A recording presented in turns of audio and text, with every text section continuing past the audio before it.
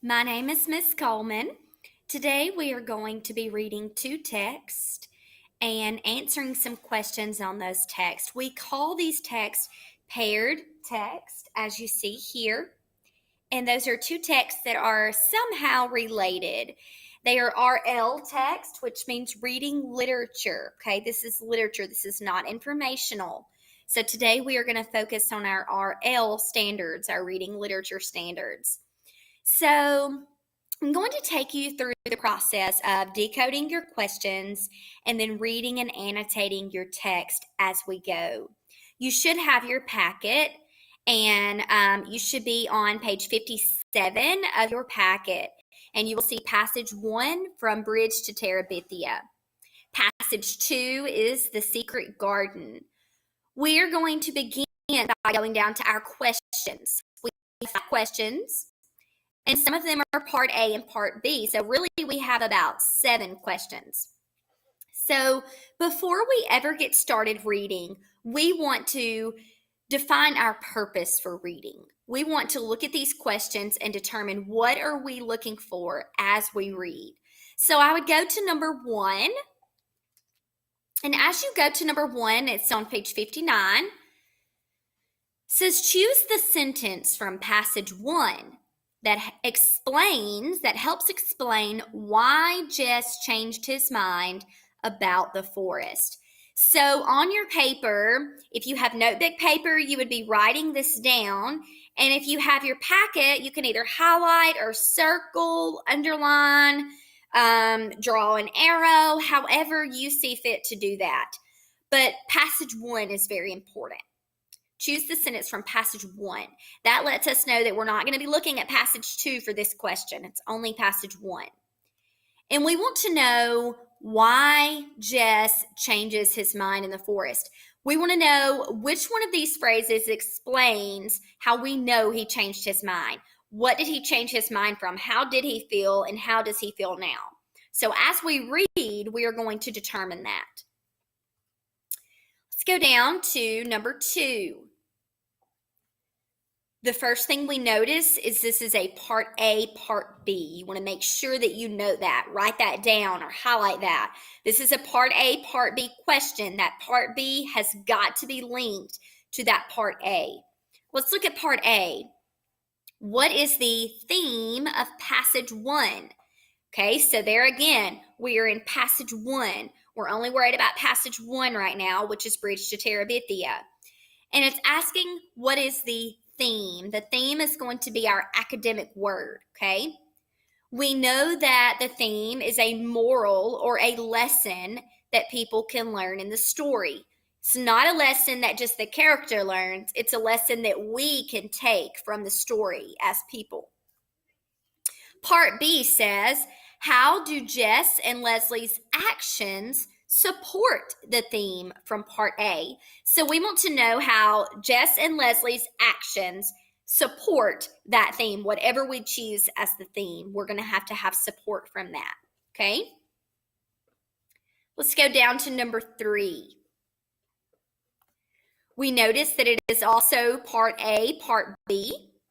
Let's look at part A. In passage 2, what does the author mean by saying the roses were like little trees? And it gives you the paragraph. So I would make sure to note that it's from paragraph 11, and it's also from passage 2, The Secret Garden. So this one's from the second passage. You don't have to look at both of the passages on this one. You only look at passage 2. So it says roses were like little trees. Well, we know, according to our 4th standard, RL 5.4, figurative language, that is a simile. Roses were like little trees, okay? So we want to know, what does the author mean when he says that? It's not enough to just know that it's a simile, okay? We know it's a simile. We learned that a long time ago. We need to know the meaning of that simile, okay? The roses were like little trees. All right, let's look at part B. Remember, your part B must be connected to your part A. Why is this description of roses important? Okay, Why? It's asking you a why question. These are very important questions, and it has to be connected to part A, okay? So not only do you have to know it's a simile, you have to know what the simile means and why it's important in the passage, okay? Go to number 4. What is the importance of paragraph 11 in the passage? So paragraph 11, and we're still in passage 2, okay? We're still in passage 2. We're looking at paragraph 11. What is the importance of that? So I would make sure to put a note or draw a line under paragraph 11 and under importance. We want to know what is the importance. Number 5, why does the narrator show Mary talking to herself? So there's a dialogue, but not between two people. It's more like a monologue, okay? She's talking to herself. Why does the narrator show that? Why is that important? Why is that monologue important? Remember, mono means one. So if one person is talking amongst themselves, it would be a monologue. Normally in a RL text, we see dialogue, conversation between two people. So understand that this would be a monologue.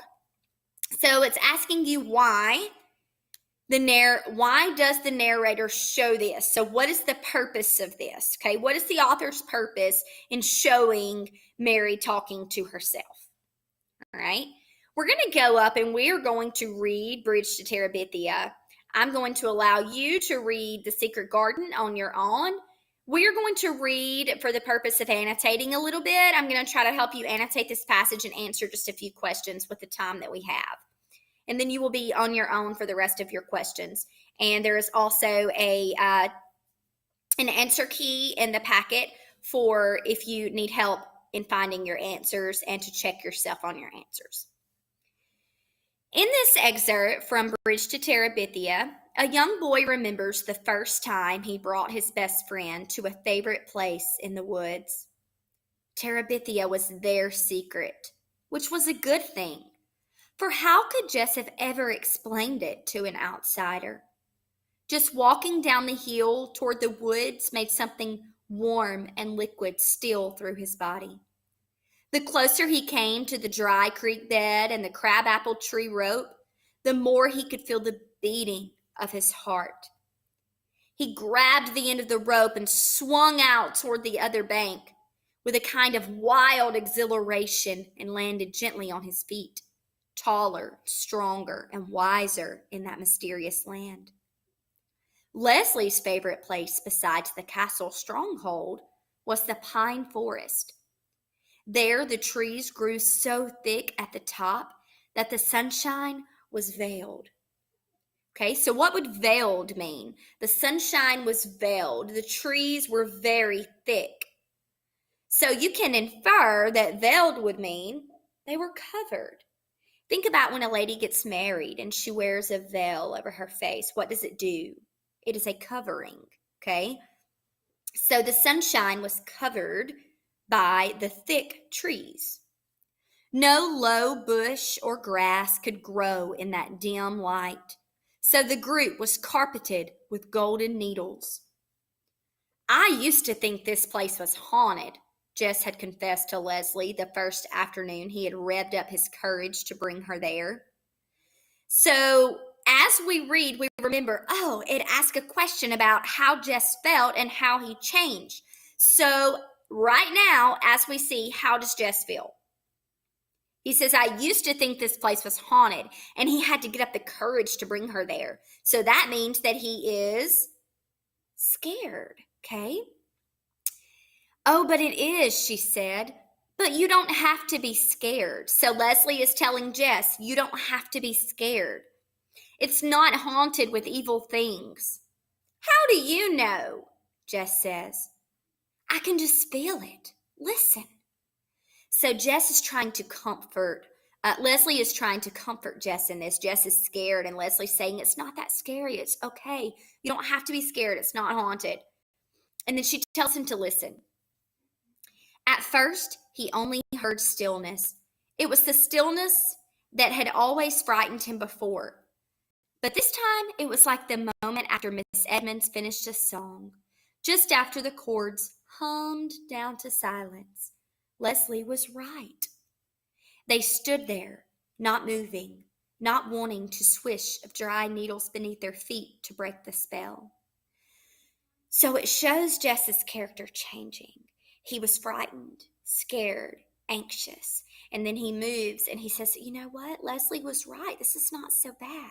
This is nice, like the ending to a song, very melodic. So the tone changes from mysterious and scary to very calm and melodic. Far away from their former world came the cry of geese heading southward. Leslie took a deep breath. This is not an ordinary place, she whispered. Even the rulers of Terabithia come into it only at times of greatest sorrow or greatest joy. We must strive to keep it sacred. It would not do to disturb the spirits. So she doesn't want to disturb the spirits. So what would sacred mean? Sacred is a word that would mean important, okay? Keep it a secret. Keep it low key. Keep it so no one knows about it, okay? It's very important to them. He nodded, and without speaking, they went back to the creek bank where they shared together a solemn meal of crackers and dry fruit. Okay. We aren't going to read passage 2 right now. I'm going to go and answer a question with you, one that was just linked to passage 1, so that we can go through a question together. Number 1, choose the sentence from passage 1 that helps explain why Jess changed his mind about the forest. So we talked about this as we were reading, and we know that Jess was frightened, and then Jess went to a more calm state. So let's talk about which one of these shows that. Which one of these answer choices shows what we already know, what we inferred about Jess? A, I used to think this place was haunted. Jess had confessed to Leslie the first afternoon he revved up his courage to bring her there. Okay, so that shows how he felt from the beginning. But the question is asking, explain why Jess changed his mind. So it wants to know how he felt later on at the end, not how he felt in the beginning. So that one cannot be our answer. Let's look at B. Oh, but it is, she said. So that's Leslie talking. We're not wanting to know how Leslie felt. We're wanting to know how Jess felt. So that can't be our answer. C. But you don't have to be scared. Again, that's Leslie talking. It cannot be our answer. D. It's not haunted with evil things. That's Leslie still talking. She's talking to Jess, but it doesn't show how Jess feels. E. How do you know? Okay, that's Jess talking, but how do you know? Does that show us how he's feeling? Does that give us any description of how he feels at the moment? No. F. I can just feel it. Feel what? It doesn't give us any description of the feeling. G, listen. That's Leslie telling him to listen. It's nothing about Jess and how he feels. H, at first he heard only stillness. Yes, that's telling something he heard, but it doesn't tell how he feels. And let's look at I.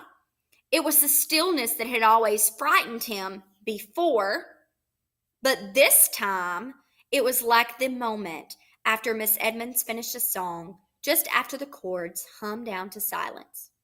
So it tells how Jess felt before, but it also shows how Jess changed. So yes, that would be our answer. It would be I. If you chose I, you got it correct. Let's look at number 2, the theme. We know that a theme is a universal truth. It has to be true for everyone all the time. So when you look at a theme question, you want to ask that question, okay, is it true for everyone all the time?